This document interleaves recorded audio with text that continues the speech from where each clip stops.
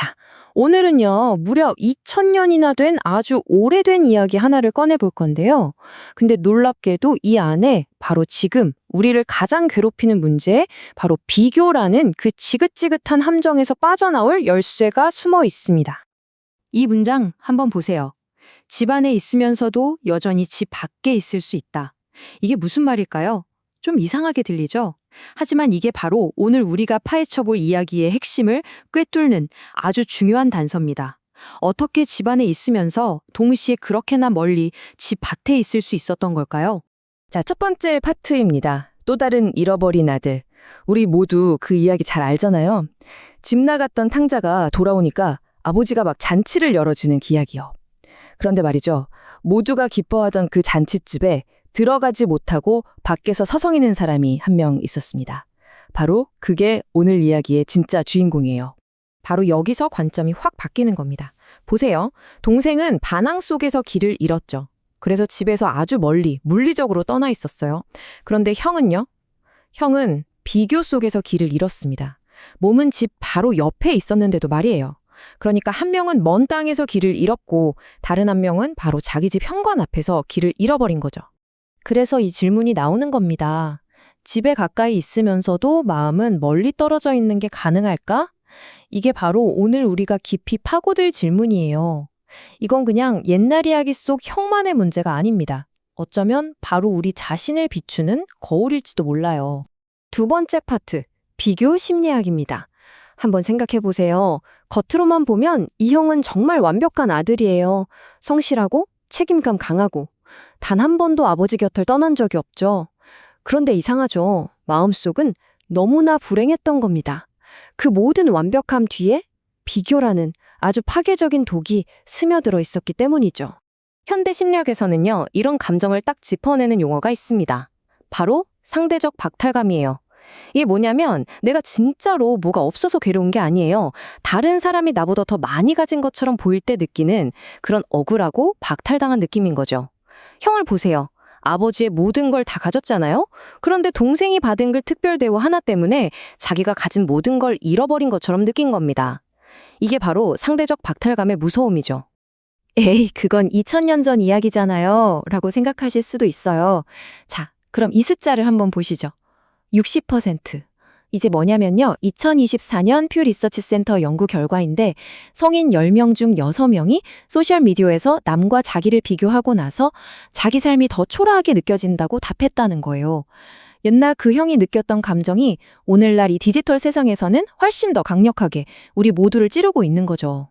그리고 이게 그냥 기분 좀 나쁘네 라고 끝나는 문제가 아니에요. 이 차트를 보세요. 비교 후에 기분이 나빠진다는 사람이 60%나 되죠.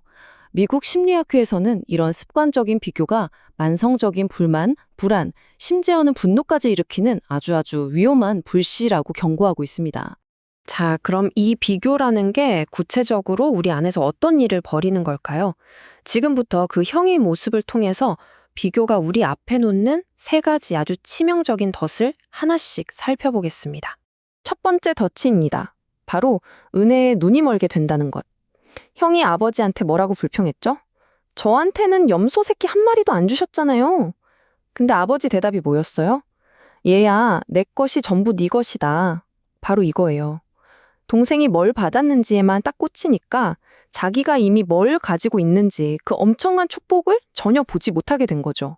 두 번째 덫은 더 심각해요. 관계를 파괴합니다. 형이 동생을 가리키면서 한 말을 잘 들어보세요. 내 동생이 아니라 아버지의 이 아들이라고 말해요. 와, 이 짧은 말 한마디에 모든 게 담겨 있어요. 비교라는 감정이 우리라는 말을 지워버리고 가장 가까운 가족마저 너의 편으로 밀어내버리는 거죠. 내 동생이 그냥 경쟁자가 되어버린 겁니다. 이 과정을 보세요. 정말 비극적이에요. 비교는 형제를 경쟁자로 만들고 그 경쟁자는 곧 남이 되고 결국에는 서로를 적으로 만들어버립니다. 정말 무섭지 않나요? 이 모든 파괴가 아주 작은 비교의 씨앗 하나에서 시작된다는 게 말이에요. 그리고 마지막 세 번째 덫, 이게 어쩌면 가장 무서운 건데요. 바로 아들을 종으로 만들어버린다는 겁니다. 형은 더 이상 자기가 아들이라고 생각하지 않았어요. 이 표를 보세요. 그는 사랑받기 때문에 일하는 아들이 아니라 사랑받기 위해 일하는 종이 되어버렸어요. 아버지와의 관계를 사랑이 아니라 일하고 보상받는 일종의 거래로 만들어버린 거죠. 자, 여기서 잠시 숨을 고르고 관점을 180도 바꿔보죠. 네 번째 파트, 아버지의 관점입니다. 가만히 생각해보면 형이 그렇게 화를 내는 게 과연 정당했을까요? 이 이야기에서 진짜 상처받고 정말로 분노할 자격이 있었던 사람은 대체 누구였을까요? 한번 따져볼까요? 아버지는 뭘 잃었죠? 재산을 잃었고 그 동네에서 명예도 잃었겠죠. 그리고 무엇보다 자식을 잃었습니다. 한 명은 집을 나갔고 다른 한 명은 바로 곁에 있으면서도 마음이 떠나 있었으니까요. 사실상 모든 걸 잃은 사람은 바로 아버지였어요. 그러니까 이 상황을 판단하고 심판할 권리가 있었다면 그건 오직 아버지에게만 있었던 거죠. 그런데 아버지는 어떻게 했죠? 심판할 수 있는 모든 권리를 가졌던 바로 그 사람이 심판 대신 은혜를 선택했습니다. 바로 이 지점이 이 이야기의 모든 것을 뒤집는 가장 중요한 핵심 메시지입니다. 모든 걸 바꿀 수 있는 전환점이죠. 자, 이제 마지막 파트입니다. 미완의 결말. 이 이야기에서 진짜 가장 강력한 부분은요, 아이러니하게도 이야기에 쓰여있지 않은 부분이에요. 바로 결말. 이야기는 형이 결국 잔치에 들어갔는지 아니면 그냥 돌아섰는지 아무것도 알려주지 않고 그냥 툭 끝나버립니다. 왜 그랬을까요? 왜 이야기는 여기서 그냥 끝나버리는 걸까요? 이건 그냥 작가의 실수가 아닙니다. 아주 의도적인 장치예요. 바로 이 이야기를 듣고 있는 우리 각자에게 던지는 초대장이자 질문인 거죠. 자, 마지막 장면을 머릿속에 그려보세요. 집 안은 어떤가요? 음악 소리, 웃음소리, 잃었던 아들이 돌아온 축제가 한창이죠. 집 밖은요? 형이 팔짱을 낀 채 굳은 표정으로 서 있습니다. 들어가길 거부하는 거죠.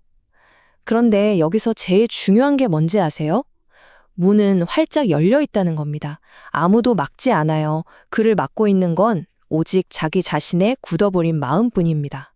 그래서 이 이야기는 이제 그 형의 어깨를 넘어 우리 한 사람 한 사람에게 직접 묻고 있는 겁니다.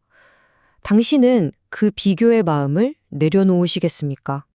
그 비교를 내려놓는다는 건 결국 마음속에 쌓아두었던 그 억울하고 분한 마음을 내려놓는다는 뜻이겠죠. 그렇게 할 준비가 되셨나요? 그리고 마침내 우리 앞에 놓인 이 궁극적인 선택. 그 쓴 마음을 다 버리고 이 조건 없는 은혜와 기쁨의 축제에 들어오시겠습니까?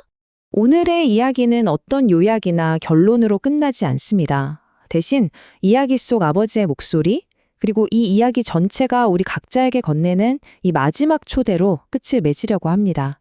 안으로 들어오너라. 내 모든 것이 네 것이다. 나와 함께 기뻐하자. 이제 선택은 우리 각자의 몫입니다.